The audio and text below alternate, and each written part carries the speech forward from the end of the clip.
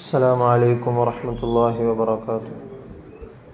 الحمد لله رب العالمين، نحمده ونصلي ونسلم على رسوله الكريم، أما بعد. قال أنس بن مالك رضي الله عنه قال رسول الله صلى الله عليه وسلم: إن لله أهلين من الناس. قيل يا رسول الله من هم؟ قال: هم أهل القرآن അഹ്ലുല്ലാഹി വഖാസ്സതുഹു.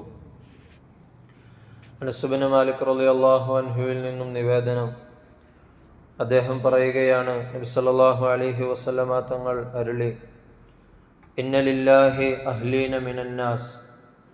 തീർച്ചയായും അള്ളാഹുവിന് ജനങ്ങളിൽ നിന്നും ചില കുടുംബക്കാരുണ്ട്. ഖീല യാ റസൂലല്ലാഹ് മൻഹും. സ്വഹാബാക്കള് ആകാംക്ഷയോടുകൂടി നബി തങ്ങളോട് അതാരാണെന്ന് ചോദിച്ചു. നമുക്കറിയാവുന്നതുപോലെ അള്ളാഹുവിന് ഇണയില്ല, അള്ളാഹുവിന് സന്താനങ്ങളില്ല, അള്ളാഹുവിന് ഉമ്മയോ ഉപ്പയോ ഇല്ല, കൂട്ടുകുടുംബങ്ങളില്ല, അള്ളാഹു ഏകനാണ്. നബി സല്ലല്ലാഹു അലൈഹി വസല്ലമ തങ്ങൾ പറഞ്ഞ കുടുംബക്കാർ ആരാണെന്ന് സ്വഹാബാക്കൾ ചോദിച്ചു. നബി തങ്ങൾ പറഞ്ഞു: ഹും അഹ്ലുൽ ഖുർആൻ. അത് ഖുർആനിൻ്റെ ആളുകളാണ്. ഖുർആനുമായി നിരന്തരം ബന്ധപ്പെടുകയും അതിനെ പഠിക്കുകയും അള്ളാഹു പറഞ്ഞതുപോലെ അതിനെ ജീവിതത്തിലെ വഴികാട്ടിയായും മാർഗദർശിയുമായൊക്കെ തിരഞ്ഞെടുത്ത ആളുകളാണവർ. അഹ്ലുല്ലാഹി വഖാസ്സതുഹു. അത്തരത്തിലുള്ള ആളുകളാണ് അള്ളാഹുവിൻ്റെ കുടുംബക്കാർ എന്ന് മാത്രമല്ല, അവർ അള്ളാഹുവിൻ്റെ പ്രത്യേകമായ ആളുകളാണെന്ന് സല്ലല്ലാഹു അലൈഹി വസല്ലമ തങ്ങൾ അരുളുകയുണ്ടായി. നമുക്കിടയിൽ ഏതെങ്കിലും ഉന്നത സ്ഥാനത്തിരിക്കുന്ന അല്ലെങ്കിൽ വലിയ ഭൗതികമായ സ്ഥാനമാനങ്ങളുള്ള ഒരാളുടെ ആളാണെന്ന് പറയാൻ, അതിൽ നമ്മൾ അഭിമാനം നമുക്ക് തോന്നുന്നുണ്ടെങ്കിൽ അതിനേക്കാളൊക്കെ എത്രയോ നമുക്ക് അഭിമാനം തോന്നേണ്ട കാര്യമാണ് അള്ളാഹുവിൻ്റെ ആളുകളുടെ കൂട്ടത്തിൽപ്പെടുക എന്നത്. അള്ളാഹു സുബ്ഹാനഹു വ തആല പരിശുദ്ധമായ ഖുർആനുമായി ബന്ധപ്പെടാനും അത്തരത്തിൽ അള്ളാഹുവിൻ്റെ അടുത്ത ആളുകളായി തീരാനും നമുക്ക് തൗഫീഖ് നൽകുമാറാകട്ടെ. പരിശുദ്ധമായ റമളാൻ നമ്മുടെ ജീവിതത്തിൽ ഒരുപാട് കാര്യങ്ങൾ നമുക്ക് സാധിക്കുമെന്ന്, നമുക്ക് എളുപ്പമാണെന്ന് പരിശുദ്ധമായ റമളാനോടുകൂടി നമ്മൾ തിരിച്ചറിയുന്നുണ്ട്. സുബഹി നമ്മെ സംബന്ധിച്ചിടത്തോളം ഒരുപാട് പ്രയാസമുള്ള സമയമാണ്, ബുദ്ധിമുട്ടുള്ള സമയമാണ്.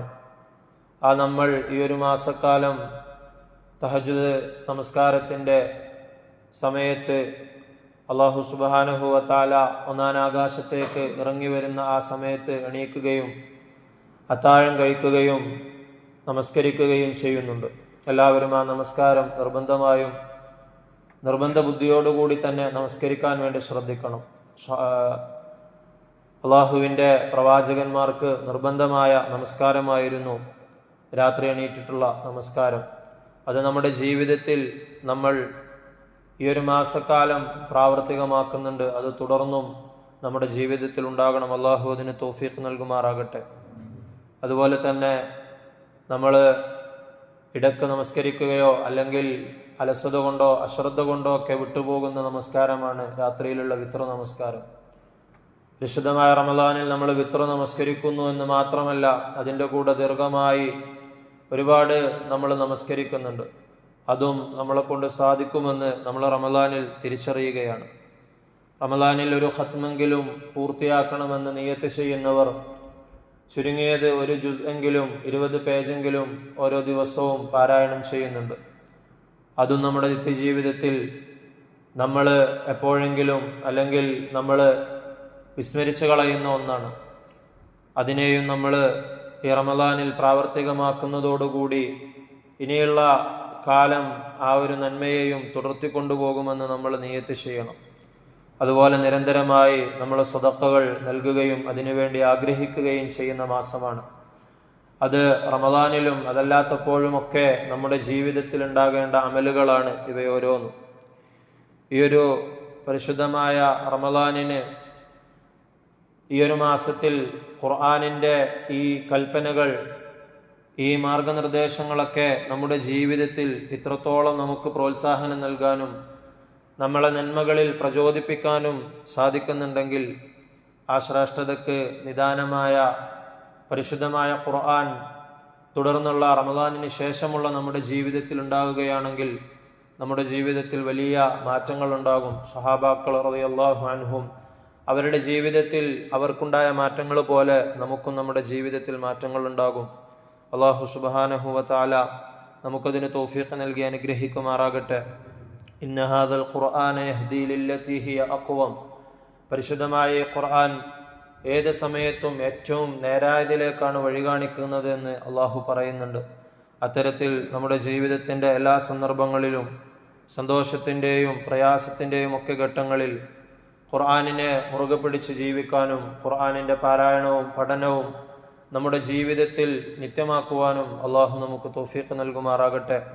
നമ്മുടെ നോമ്പിനെയും നമസ്കാരങ്ങളെയും സദഖകളെയും സക്കാത്തിനെയും എല്ലാ നന്മകളെയും അള്ളാഹു കബൂലാക്കുമാറാകട്ടെ.